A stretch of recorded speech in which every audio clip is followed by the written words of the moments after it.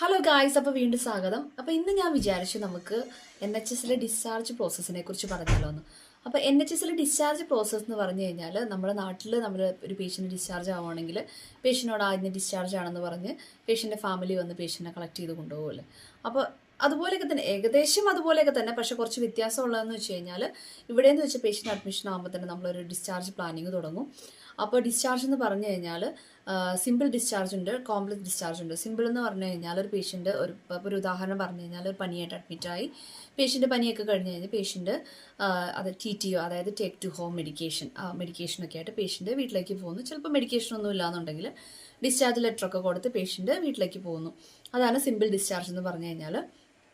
അപ്പോൾ പേഷ്യൻ്റ് ഇപ്പോൾ വീട്ടിലേക്ക് പോകാനായിട്ട് പേഷ്യൻറ്റിന് ഫാമിലി കൊണ്ടുപോകാൻ വരത്തില്ല, ട്രാൻസ്പോർട്ടിൻ്റെ ആവശ്യമുണ്ടെന്നുണ്ടെങ്കിൽ നമ്മൾ ആംബുലൻസ് അതൊക്കെ NHS പേ ചെയ്യും. അങ്ങനെയാണെന്നുണ്ടെങ്കിൽ നമ്മളതെല്ലാം അറേഞ്ച് ചെയ്ത് കൊടുത്ത് പേഷ്യൻ്റ് വീട്ടിലേക്ക് പോകുന്നു. പിന്നെ അടുത്തൊരു ഡിസ്ചാർജാണ് കോംപ്ലക്സ് ഡിസ്ചാർജ് എന്ന് പറഞ്ഞു കഴിഞ്ഞാൽ. പേര് പോലെ തന്നെ കോംപ്ലക്സ് ആയിട്ടുള്ള ഡിസ്ചാർജാണ് ഇതെന്ന് പറഞ്ഞു കഴിഞ്ഞാൽ പേഷ്യൻറ്റിന് സപ്പോർട്ട് വേണ്ടതാണ് കേട്ടോ. അതായത് പാക്കേജ് ഓഫ് കെയർ കാര്യങ്ങൾ വരുന്ന ഈ ഒരു ഡിസ്ചാർജാണ് കോംപ്ലക്സ് ഡിസ്ചാർജ് എന്ന് പറഞ്ഞത്. അതായത് സപ്പോർട്ടഡ് ട്രാൻസ്ഫർ ഓഫ് കെയർ എന്ന് പറയും. Package of care OD package of care, BD package of care, QDS package of care, എങ്ങനെയാണ് എത്ര നേരം പേഷ്യൻറ്റിന് കെയറേഴ്സിന് ആവശ്യമുണ്ടെന്നുള്ള രീതിയിൽ നമ്മൾ അറേഞ്ച് ചെയ്തിട്ടാണ് പേഷ്യൻറ്റിനെ വീട്ടിലേക്ക് വിടുന്നത്. അപ്പോൾ അതിന് മുമ്പ് നമ്മൾ പല കാര്യങ്ങളും ശ്രദ്ധിക്കാറുണ്ട് കേട്ടോ. അപ്പോൾ അത് നമ്മൾ MDT മീറ്റിംഗ് എന്ന് പറയും. മൾട്ടി ഡിസിപ്ലിനറി ടീം മീറ്റിംഗ് ആണ്. നമ്മുടെ മെഡിക്കൽ ടീം, തെറാപ്പി എല്ലാവരും കൂടിയിട്ട് പേഷ്യൻ്റെ കാര്യം ഡിസ്കസ് ചെയ്തിട്ട് അതിന് മുമ്പ് തന്നെ നമ്മൾ പേഷ്യൻ്റെ ബൈസ്റ്റാൻഡേഴ്സിനോട് ഫാമിലി മീറ്റിംഗ് ഒക്കെ വെച്ച് പേഷ്യൻ്റെ വീട്ടിൽ, പേഷ്യൻ്റെ താഴെയാണ് താമസിക്കുന്നത്, മേളിലെ ഫ്ലോറിലാണ്, പേഷ്യൻ്റെ മേളിലേക്ക് കയറാൻ പറ്റും. അപ്പോൾ താഴെ എന്തൊക്കെ എക്യുപ്മെൻറ്റ്സ് പേഷ്യൻ്റ് ആവശ്യമുണ്ട് നടക്കാനായിട്ട്, സിമ്മർ ഫ്രെയിം കാര്യങ്ങൾ, അതുപോലെ ക്രച്ചേഴ്സ്, അങ്ങനത്തെ ആവശ്യമുള്ള സാധനങ്ങൾ, പേഷ്യൻ്റ് വീൽ ചെയർ വേണോ, പേഷ്യൻ്റ് പ്രത്യേകിച്ച് ഇപ്പോൾ കൺഫ്യൂഷനുള്ള പേഷ്യൻ്റ് ആണെന്നുണ്ടെങ്കിൽ സൈഡ് റെയിലുള്ള ബെഡ് വേണോ പ്രത്യേകിച്ച്, അങ്ങനെയുള്ള കാര്യങ്ങളെല്ലാം ഡിസ്കസ് ചെയ്തിട്ട് പേഷ്യൻ്റ് വേണ്ട എക്യുപ്മെൻറ്റ്സ് ഒക്കെ നമ്മൾ പേഷ്യൻ്റ് വീട്ടിലേക്ക് ചെല്ലുന്നതിന് മുമ്പ് ഡെലിവറി ചെയ്യും. ഇതൊക്കെ മൊത്തം NHSലെല്ലാം ഭയങ്കര കാര്യങ്ങളാട്ടോ. നമ്മുടെ നാട്ടിലെ പോലെ ഒന്നുമല്ല, ഇതെല്ലാം NHS ചെയ്യുന്നത്.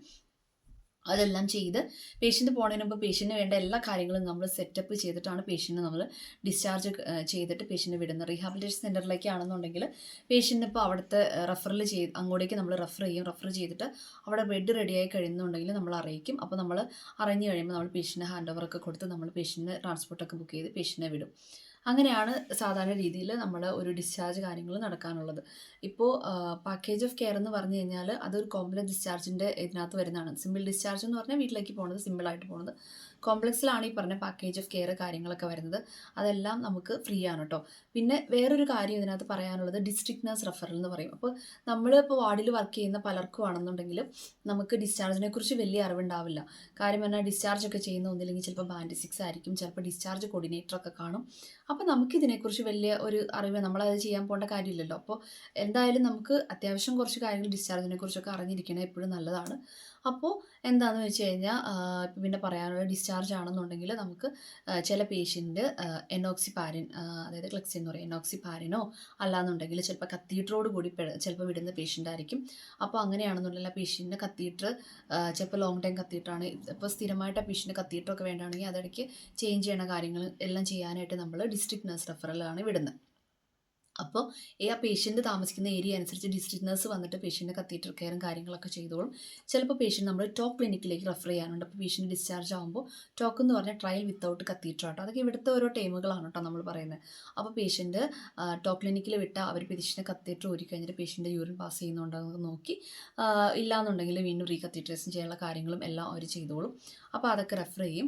പിന്നെ എനോക്സിപാരിൻ വേണ്ട പേഷ്യൻ്റ് ആണെന്നുണ്ടെങ്കിൽ അപ്പോൾ പേഷ്യൻ്റ് തന്നെ എടുക്കുന്നില്ല, ഇപ്പോൾ ഇൻസുലിൻ എടുക്കുന്ന പേഷ്യൻ്റ് തന്നെ എടുക്കാൻ അറിയത്തില്ല, ഫാമിലി ആണെങ്കിലും ഫാമിലിയിൽ ഒരാൾക്കും എടുക്കാൻ അത്ര ഇതില്ല എന്നുണ്ടെങ്കിൽ നമ്മൾ ഡിസ്ട്രിക്ട് നഴ്സ് വന്ന് ഇൻസുലിൻ എടുക്കും.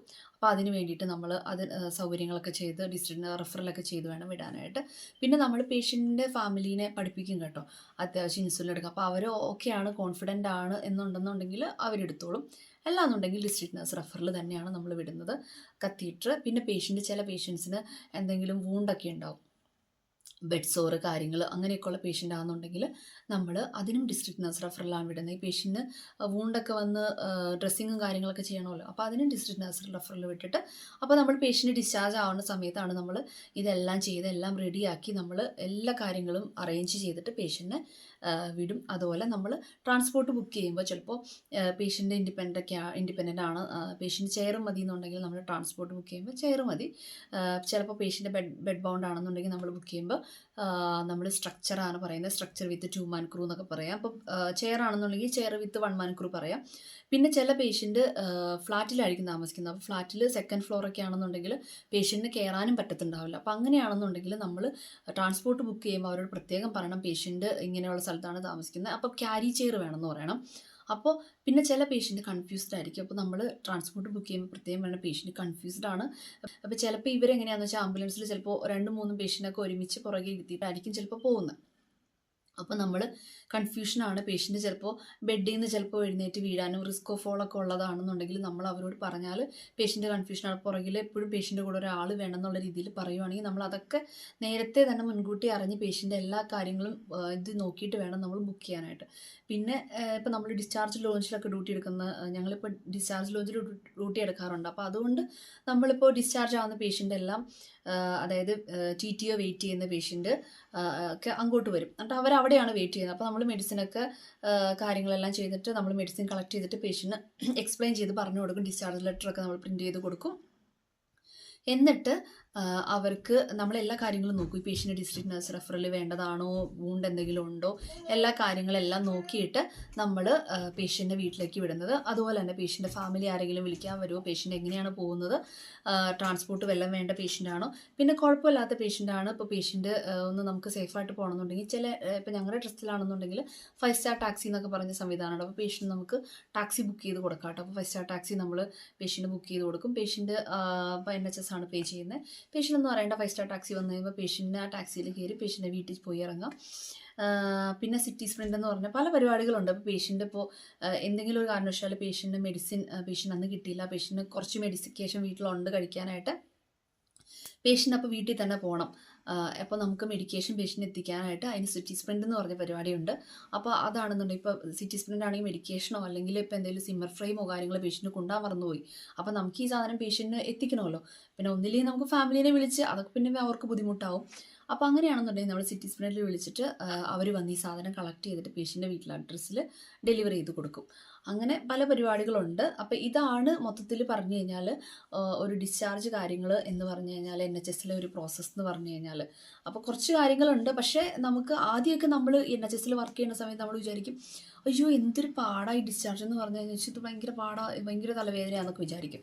പക്ഷേ കുറച്ച് നമ്മളത് അറിഞ്ഞു തുടങ്ങി കഴിയുമ്പോൾ നമുക്ക് മനസ്സിലാവും ഡിസ്ചാർജ് എന്ന് പറഞ്ഞാൽ സിമ്പിളാണ്. കുറച്ച് നമുക്ക് മനസ്സിലാക്കി കഴിഞ്ഞ് കഴിഞ്ഞാൽ എളുപ്പമാണ്. ഇപ്പം നമ്മൾ കോമൺ സെൻസ് ഉപയോഗിച്ച് കഴിഞ്ഞാൽ ഒരു പേഷ്യൻ്റ് വീട്ടിൽ പോകുമ്പോൾ ആ പേഷ്യൻ്റ് കിട്ടേണ്ടതായ കെയറുകൾ എന്തൊക്കെയാണ്, ആ പേഷ്യൻ്റ് വീട്ടിൽ ചെല്ലുമ്പോൾ ഓക്കെ ആണോ, കെയർ കാര്യങ്ങളെല്ലാം ഓക്കെ ആണോ, ആ പേഷ്യൻ്റ് എന്തൊക്കെ ആവശ്യങ്ങളുണ്ട്, ഇതൊക്കെ നമ്മൾ ഒരു പൂർത്തീകരിച്ച് പോകുന്നതാണ് ഇവിടുത്തെ ഒരു ഡിസ്ചാർജ് പ്ലാനിങ് എന്ന് പറഞ്ഞു കഴിഞ്ഞാൽ. അതിനകത്ത് എല്ലാ ടീമും കൂടെയാണ് ഡിസ്ചാർജ് പ്ലാൻ ചെയ്യുന്നത്. മെഡിക്കൽ ടീം, തെറാപ്പി എല്ലാവരും അതിനകത്ത് പ്ലാൻ ചെയ്ത്, അത് പേഷ്യൻ്റെ ഫാമിലിയും കൂടെ അതിനകത്ത് ഉൾപ്പെടുന്നുണ്ട്. എല്ലാവരും ചെന്ന് പ്ലാൻ ചെയ്തിട്ടാണ് ഒരു ഡിസ്ചാർജ് എന്ന് പറയുന്ന ഒരു ഇതിനകത്തേക്ക് ഒരു പേഷ്യൻ്റ് എത്തി വീട്ടിലേക്ക് തിരിച്ചു പോകുന്നത്. പിന്നെ പാലിയേറ്റീവ് ഉണ്ട് കേട്ടോ. പാലിയേറ്റീവ് ആണെന്നുണ്ടെങ്കിൽ പാലിയേറ്റീവ് റെഫറലൊക്കെ ചെയ്തിട്ടാണ് നമ്മൾ പേഷ്യൻറ്റിനെ വീട്ടിലേക്ക് വിടുന്നത്. അപ്പോൾ അതിനൊക്കെ അവർ എല്ലാ സൗകര്യങ്ങളും ചെയ്തു കൊടുത്ത് പേഷ്യൻറ്റിനെ വന്ന് കണ്ട് എല്ലാം ചെയ്തോളും. നമുക്ക് ഡിസ്ചാർജ് ആയി പോയാലും അവർക്ക് കിട്ടേണ്ട കെയർ കാര്യങ്ങളെല്ലാം അവർക്ക് വീട്ടിൽ തന്നെ കിട്ടും. അതാണ് ഇവിടുത്തെ ഒരു ഏറ്റവും വലിയൊരു പ്ലസ് പോയിന്റ് എന്ന് പറഞ്ഞു കഴിഞ്ഞാൽ. പേഷ്യൻ്റ് എല്ലാ തരത്തിലും വീട്ടിലെ എല്ലാ കെയറും കിട്ടി ഓക്കെ ആയിരിക്കും. അപ്പോൾ ശരി, നമുക്ക് അടുത്ത വീഡിയോ കാണാവേ.